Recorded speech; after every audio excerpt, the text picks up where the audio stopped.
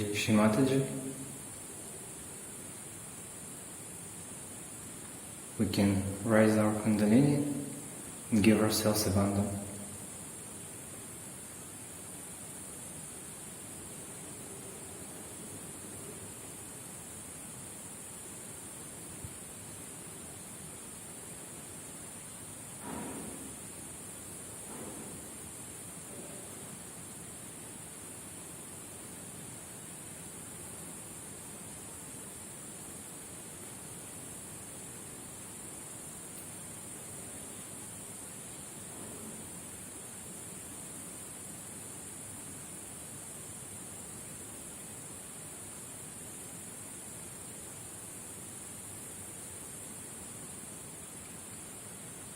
We can put our hands towards Mother Earth and we can say Shri Adi Bhumi Devi mantra. Om Tvameva Sakshat Shri Adi Bhumi Devi Sakshat Shri Shakti Mataji Shri Nirmala Devi Namo Namaha. We can put our right hands on the lap and left hands on the right Swadhisthana. Here we can say, Mother, please let my attention be pure. Please be in my attention. Be in my thoughts.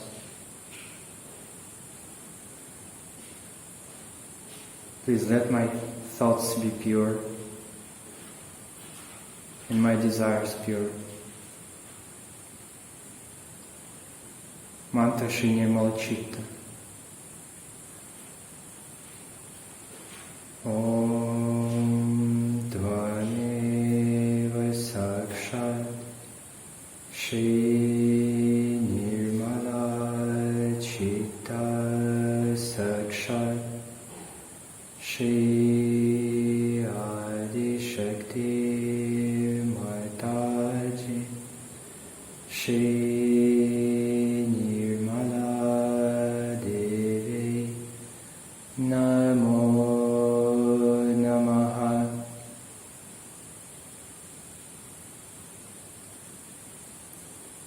Left hand on the lap, right hand on our hearts. And we can say inside ourselves, Mother, I am pure spirit. I am pure spirit. I am not these thoughts, nor this body.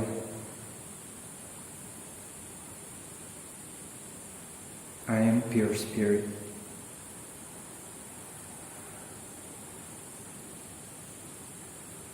We can say mantra Shri Shiva Parvati.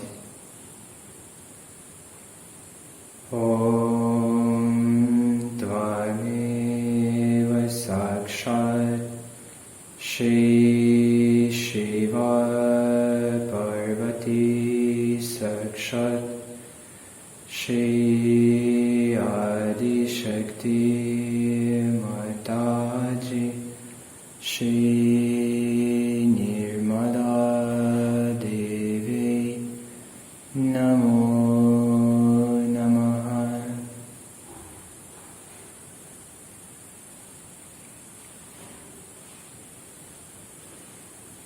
We can put right hands on our forehead.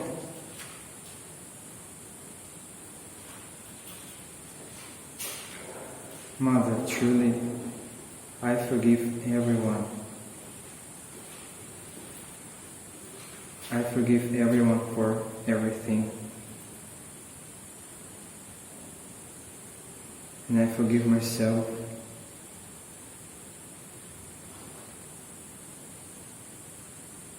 Truly you are the doer and I do nothing. Mother, I forgive everyone.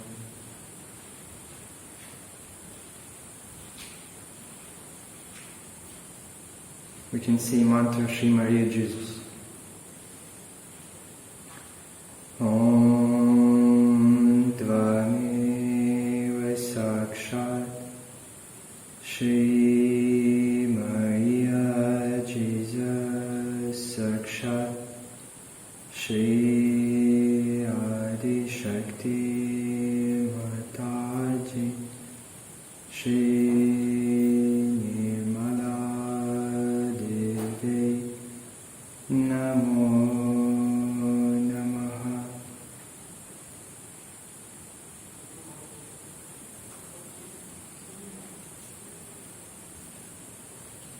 We can do a little massage to our Sahasrara.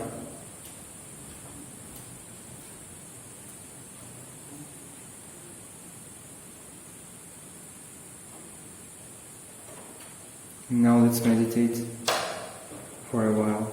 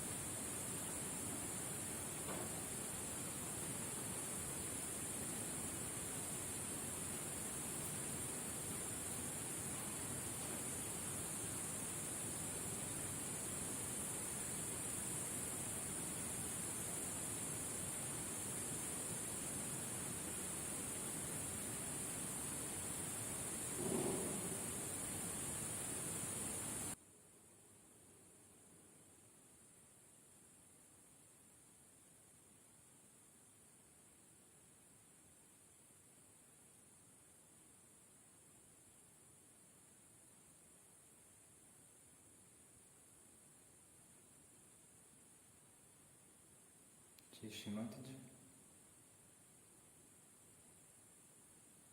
Now we can listen to Shri Mataji's speech.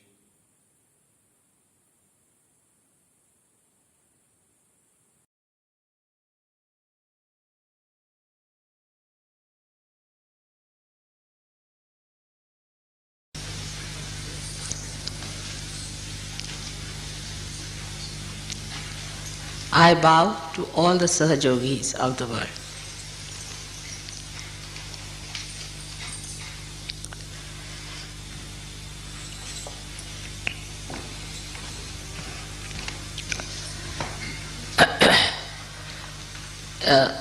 It is very heartening to see so many of you assembled here to do the Guru Puja, to worship your Guru in person is regarded as the highest blessing. But in my case, it's a very different combination that I am your mother and your Guru. So you can understand how Sri Ganesha worshipped his mother. You all are created in the same image of Sri Ganesha, who worshipped his mother, and then he became the Adi Guru, the first Guru. He is the primordial essence of mastery. Only the mother can make the child a master. And the motherhood in any Guru, whether male or female, can only make the disciple a Guru. So first, you have to become the prophets and develop that motherhood within yourself. Then you can make others also prophets. Now, to become a guru, what do we have to do after our realization? Guru word means gravity. Gravity means a person who is grave, who is deep, who is magnetic. Now, as you have learnt in Sahaja Yoga, that realization takes place in complete effortlessness. So normally a guru tries to make his disciples effortless, which is called as prayatna shaithilya, means relax your efforts. Without doing anything, you got your prayatna shaithilya, otherwise Kundalini would not have risen. Then the second stage is vichara shaithilya, the thoughtless awareness. This also you got it without doing anything. And the third is complete negation of thought, abhava, and the bliss of peace. So one has to understand that you have to pass them through 3 stages. First, when you get your realization, all these things come spontaneously for that moment. When you raise the Kundalini of others, these things happen to them spontaneously. You too have that power now to raise the Kundalini of people and to establish it in them. But we must understand why it has to be done that way. Why we have to have vichara shaithilya. Because when you project any thought, it is artificial. It is not reality. Thought always stands between you and the reality. When you put in an effort, you stand against becoming. For example, if I have to cure you, I just put my hand and finished. No effort. Because I am that. You get your realization because I am that. I don't put in any effort, I don't think about it. I am that. Just looking at someone, it can be done. Just putting attention to someone, it can be done. Just with a small desire, it can be done. Because you are that. You can mold it the way you like. You can get an example from gold. Now gold is untarnishable. It does not have to think it is untarnishable. It does not have to put in an effort it is untarnishable. It is. So to be, you don't have to put in any effort. If you have to put in an effort, that means you are not yet that. If you look at the sun, it shines. It doesn't have to put in effort to shine. It shines. So to be that, if you have to put in an effort, that means you are not that. You are trying, you are artificial. The flowers are beautiful, so they don't have to beautify themselves. And this is what one has to understand, that innately if you are that, if you have already become, then what is the need to put in any more effort? But when we say these things, you see, then people think you have to be lethargic, that you need not do anything. You become a guru without doing anything. That's why at the very outset I said it goes in stages. So the first stage is of Sri Ganesha. How he surrenders to the Shakti, to the Mother. That is the beginning. If one cannot surrender, that doesn't mean you don't do anything. But surrendering means the worship, the respect of the higher, the obedience to the higher, not to argue it out, not to react, acceptance, absorption, like a child absorbs the milk of the mother, without questioning, without reasoning. That's why Christ has said, you have to become like children. But if you are questioning, then you are no more a child. So first is the state which you have to develop is the childlike state. But child, which is a realized child, which has to have a gravity. If you can develop childhood first, then everything takes proper course. Because maturity cannot take place unless and until you start from the very beginning. And gravity means maturity, not frivolousness. So now the quality of Ganesha, as you know, is that he has viveka, means he has discretion. He has means he is discretion. So try to develop your discretion power so that Sri Ganesha gives you the wisdom, subuddhi, wisdom. And this is why you have to have a dependence on Sri Ganesha. So at this point, you have to make a negation of efforts. Like whatever are efforts anti-Ganesha or anti-innocence must be negated. So the negation of effort is to be achieved by negating whatever is the effort. Means the effort of negation. So in the beginning you will not be effortless. You will have to put in effort. Like Christ has said, thou shalt not have adulterous eyes. So how do you make your eyes innocent? In Sahaja Yoga we have a method by which we try to distract our eyes from effort that makes it adulterous. Like we try to put our attention, our eyes on the Mother Earth, on the grass, on the trees. So the avoiding of the effort itself is effort.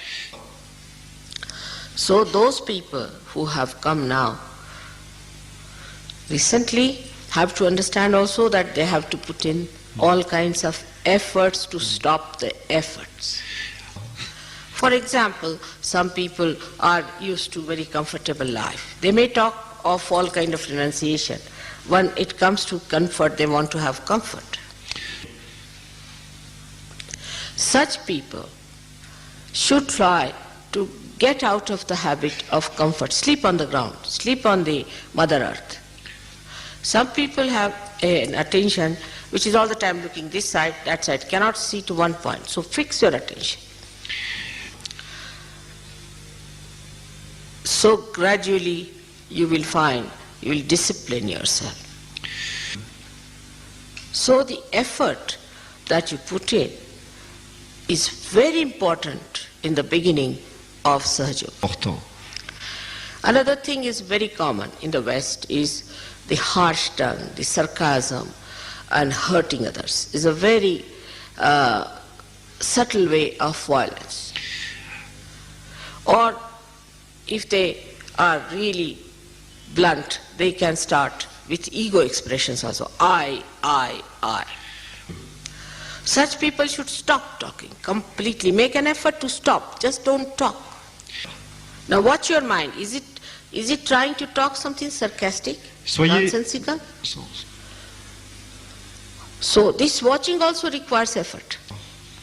So to sprout the seed is easy, but then one has to put in the effort to look after the little plant. And when it matures, then it's on. So the effort should be made to protect yourself against the mind which you have built in through your ego or superego that goes into the wrong direction of effort. But sometimes be very careful. You have to be discreet. And the best way to be safe on discretion is to keep in the center. Never go to any extreme of anything. For example, some people are fond of music, say. So they'll go on after the music part of it. Some people say are fond of poetry. Then they'll go after the poetry. There is nothing wrong in it. But whatever you achieve in all these things must be brought back to the collective and must be enjoyed by everyone. And you should also enjoy what others have. For example, somebody is a very learned man and a dry person. So he has to make an effort to make himself sweet. So try to neutralize your extreme nature by coming in the center. And the best way to say is, I like everything. The way you keep me, I am happy in that. And to suggest to yourself that I am the peace. Suggest, or to suggest. I am the satisfaction. I am the dignity. Try to impose these artificialities upon yourself of these virtues and righteousness. And then ask yourself, if I am dignified, how can I do such a thing? Ask yourself. You judge yourself with those. For example, somebody is a miserly person and he says, oh, you must be generous. Then you call him a hypocrite. But supposing the miserly, you see, questions himself, then he is not a hypocrite. So when you put all these artificial so-called values upon yourself, sort of a goal, and then try to achieve that goal through your own effort, then you become that. So automatically you criticize yourself and you don't criticize others. And you know what's wrong with you. Because what's the use of knowing what's wrong with others? It is like England trying to improve the conditions in India and India trying to improve the conditions in England. But in this also, human brain has an escape. When they want to criticize themselves, they find a pouch called the left Vishuddhi and become settled there. The more cunning you are, the more clever you are, the worse is the left Vishuddhi. Then you put everything there, settle down nicely to stagnate, to get all kinds of filth in it, and to be settled with yourself nicely. It's like any lousy housewife. She takes all the dirt of the house and all that and piles up into a room, locks it up, and thinks, oh, she has been very efficient. You have to face it and you have to correct it and see to it. And that's how you become powerful. Because if your machinery is out of gear, what's the use of improving somebody else's machinery? And when your machinery is out of gear, you put it in a lock and key and lock it up and say, now it's all right. Or you blame somebody because of this, because of that, something else other than it. Thank God to Sahaja Yoga today that you all have got realization, so I don't have to do all that cleaning. You can do yourself. So in short, you become your own guru to begin with. You try to tell yourself, separate yourself from yourself and say, hello, sir, how are you now? Come along. But in Sahaja Yoga, you see, people suddenly assume, you see, a big sort of ego nonsense, and they think they are big gurus, you see, big great people, avadutas. And if you ask them, they say, Mother, I loved you very much. So they think if they loved me, then it is my duty that I should really keep you clean. That's not the attitude of a guru. What guru does is to purify himself and others and give those flowers to the deity. Till you all become gurus, I am your guru. But once you become the guru, then I become your deity. Jusqu'à ce que, Shri Mataji, please, could you repeat? Till they are not yet gurus, I am their guru. Till they reach that state. Once they become the guru, then I am their deity. Like all the gurus, we can say Muhammad Sahib, he talked of Allahu Akbar. Oh. He talked of the Holy Ghost. He talked of the resurrection because he was a guru. And whatever he had to say, he said it with full confidence, pointing out towards the point where he looks or where he gets his guidance from. like Moses. Like Christ also put his 2 fingers denoting his father. So till you become your own guru, you have to put in effort in the beginning. Then gradually you can achieve it effortlessly. Effortlessness is not to be certified, but you can verify it. So a person who is discreet, in his presence others become discreet. A person who is honest, others in his presence become honest. It is said in Sanskrit language, Yatha Raja Tatha Praja. As the king is, that's how the subjects are. When you are the guru, you are the example. You have to be the example. Now, I have seen people who are gurus, who call themselves gurus in different varieties and different type of lives, like professors, teachers, you can call them, not spiritual gurus. They too, when they try to follow a mundane type of life, not of something exceptional, then their disciples lose faith in them. Even political leaders, when supposing a political leader is licentious, he has weaknesses, then the people who try to follow him have no respect. So they too have to have a personal character, a personal value system. So what about the spiritual gurus then? They have to be excellent people. There should be no 2 type of life, one outside, one inside. When the outside and inside becomes one, then it is effortless. And that is what one has to do, the inside and the outside. One has to work it out from inside. For that, you cannot bring the outside inside, but inside has to go outside. So this is the beginning of Antar Yoga, the inner yoga. At the second stage, you have to become thoughtless. This is very important in the West, because they live in thoughts, they don't have other problems of a gross nature. For example, they are brought up in such a way that they are frightened of law. They are brought up this way, they'll keep all their carpets clean, everything clean, you see, very particular about keeping every place clean. All the gross things they keep clean. And then when they try to adjust themselves, they adjust within.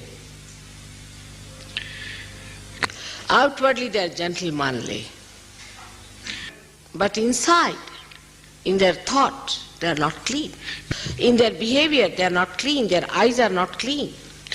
It's poison inside. And they like that poison to be taken out. Sometimes it comes out as sarcasm. It comes out as their sinister acts of aggression on other countries. They may plan out the complete destruction of the world. And they don't think there's anything wrong in it.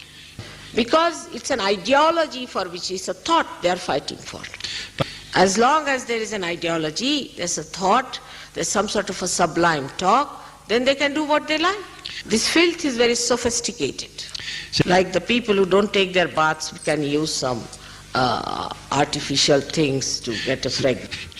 Inside has to be clean. And that's why first the efforts are to be made to have good thoughts. Watch your mind. How does it think about others? I would say racialism is one of the diseases of the same thing. I've seen people who are very well placed, sophisticated, wear immaculate dresses. When it comes to a person from a developing country or from, say, another color, complexion, they come out with a remark. Even if they are Sahajogis, I've seen that. I'm saying this for the Sahajogis and not for others. That suddenly that dead stuff which we call as dead becomes alive. So the mind is dirty, full of lust, greed, and anger, jealousy. And that's why we have to be very, very careful. Those people have become sophisticated, their weaknesses have also become sophisticated. And that's why jealousy is a common disease. Like the other day I asked someone why the father is angry with the son and with his own brother. So the answer was because the brother is looking after the son in London. I mean, he should L'enfant de be... cette personne, Normally any person should be thankful that somebody is looking after my son in my absence. But the fellow is jealous because of possessiveness. And the possessiveness comes out of insecurity. And insecurity comes within us because we make others insecure. There are many reasons for insecurity, but one of them is because we are ugly and we see that ugliness in others. Now this inside filth has to be taken out with greater effort than the outside filth. That inside filth you can watch and see within yourself. Some people try to dominate others, to tell them things, just for the bossiness of it. for the For the bossiness, just it. Now watch out. First of all, have you bossed yourself enough? Have you mastered yourself enough? Are you master of your own, or you are still lacking in that? Those who have not mastered themselves want to have others to master them. But the one who is the master of oneself need not master anyone. He becomes the master. He doesn't have to put in any effort, he masters. And there are so many tricks by which he can master. So many things by which he can correct. He may not say, he may not do anything, but just he manages. Everyone learns a lesson without his doing anything about it. But they know that somebody is a master of masters. Maybe such a person will be very unassuming, simple, innocent looking. But that's Mahamaya. That's the illusion. Mais ceci, c'est l'illusion. So the person who is that power doesn't want to show it outside. On the contrary, it shows in such a way that people know it. I mean, the way things happen in life, we start understanding that we don't have to put up any show. Someone knows everything. When we have someone like that, try to follow.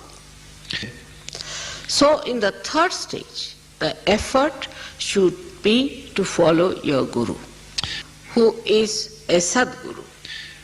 Now, that one becomes the one, a pattern which you have to follow. But in this also, Sahajogis can be very superficial. One of the Sahajogis used to wear a shawl in a particular way. So I sent him some other Sahajogis that he will try to help them. He can be their Guru. They all started wearing shawl the same way. It's not outside. You have to follow the inside.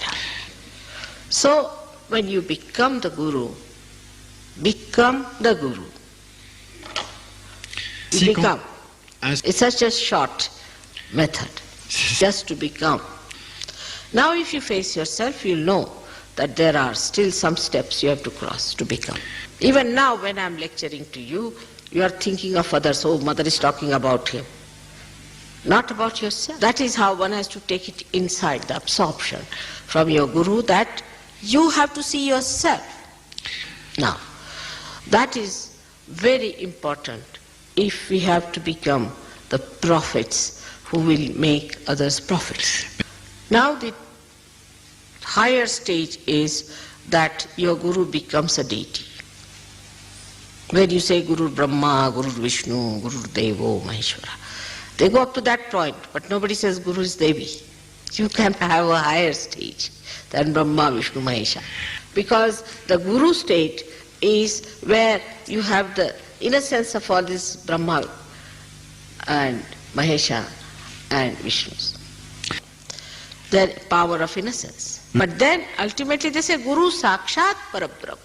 And Parabrahma is the power of the mother that is flowing through you.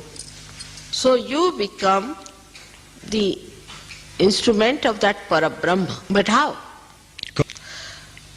Not only by becoming, Pas seulement, now becoming the reflector of your deity. To develop yourself into the reflector from Guru to that state. At that state you start controlling all the elements. That's why all these incarnations of Adi Guru had control over elements. Brahmadeva is absolutely manifested through them. So out of Ganesha, which is the Adi Guru, he is born, or he is manifested through these three Brahma, Vishnu, Mahesha. And then he comes out as Brahmadeva with 4 heads.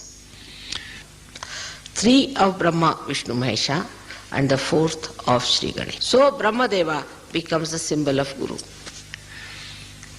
And as you know, Ganesha is Chatwari, is 4 all the time. He becomes these 4. Expression in manifestation. And as you become Brahmadeva, at that stage you control all the elements. So today I have tried to explain to you the different stages of Guru Pada, the state of Guru. And one should understand, whatever we are today, we are extremely blessed and fortunate people. That in this short time you started from a scratch in the mud and you have become the lotus. The lotus will invite many insects and will convert them into lotuses. Madhukara, they call it Madhukara. The ones who are selecting the madhu, the nectar, the honey. When they get the nectar, they become themselves the lotuses. The whole dirty, filthy pond is covered with those lotus flowers. And one lotus, who is the Guru, grows higher and then is given to the goddess on which she resides. She resides in the heart on the platform, beautiful platform that this lotus has created. But to bear her on your heart, you have to have a heart. There are so many qualities of a Guru, which I have told you. All the best qualities, the 12 qualities of all the signs should be completely manifested in a Guru. And the owner of those qualities is Shiva. So that is how the essence of Shiva out of Brahma, Vishnu, Mahesha, the Mahesha's qualities should shine through you. The Vishnu's qualities of dharma, first you have to make an effort to be dharmic, to be balanced. Then you ascend. Then you become one with the Virata. And then you can give dharma to others. So one has to know that stage by stage it happens to you and you do not become a hypocrite. But you become real. And the reality is shown by its own being. That is how you become. So understand the reality within yourself, face it, solve it. But mostly I have seen when I tell anybody, no mother, I am not like that. No mother, I didn't say like that. That is not true. Some such people would like to sit in front or sort of try to show off or anything. But that's not important. What is important? How much you know yourself. It is self-realization. Once you develop that, then you know the others in the real way and not artificially. And then the enjoyment is complete. Like a bee will never go to an artificial flower. But human beings have to become the bee. The Guru does not need to say that he is the Guru. Today I bless you.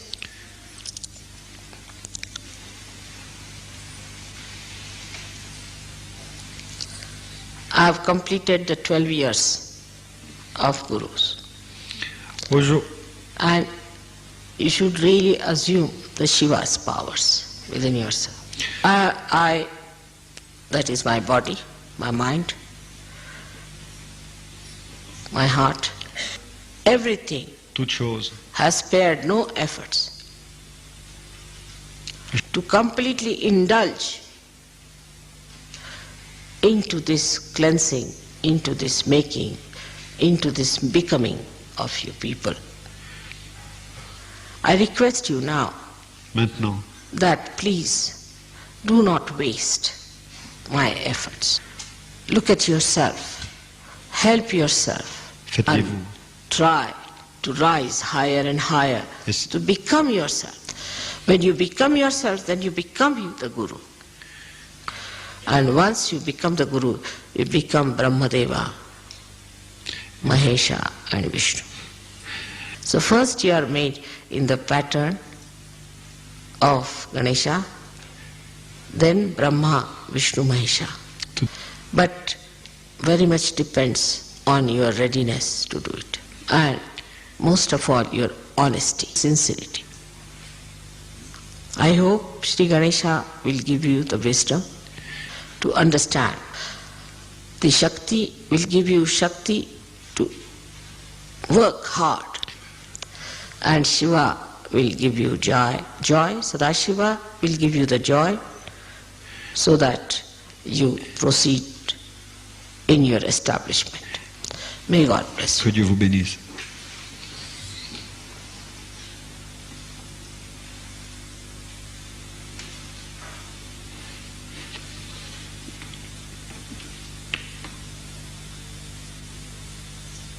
May God bless you all.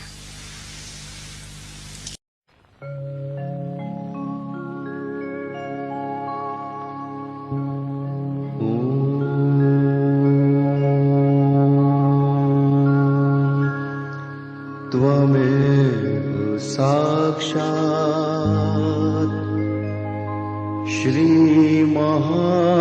Sri Mahalakshmi Mahasaraswati Mahakali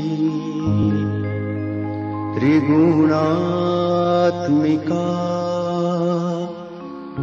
kundalini साक्षात् श्री आदिशक्ति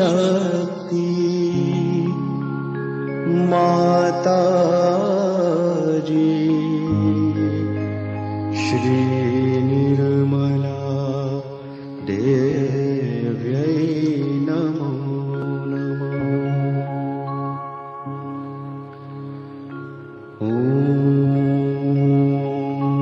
त्वमेव साक्षात् श्रीकल्की साक्षात् श्री आदिशक्ति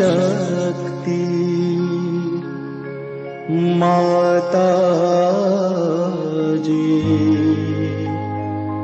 श्री निर्मला देव्यै नमो नमः। ॐ त्वमेव साक्षात् श्रीकल्की साक्षात् श्री सहस्रार स्वामिनी मोक्ष प्रदायिनी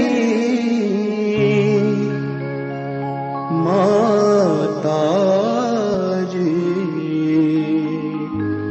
श्री निर्मला देव्यै नमो नमः।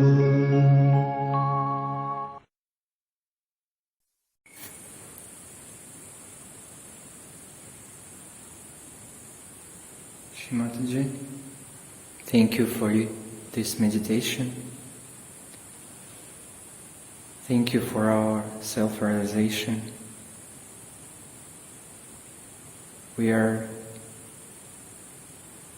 grateful to you from the bottom of our hearts for all the work you've done and for all the love you've given to us. We can do Namaskar.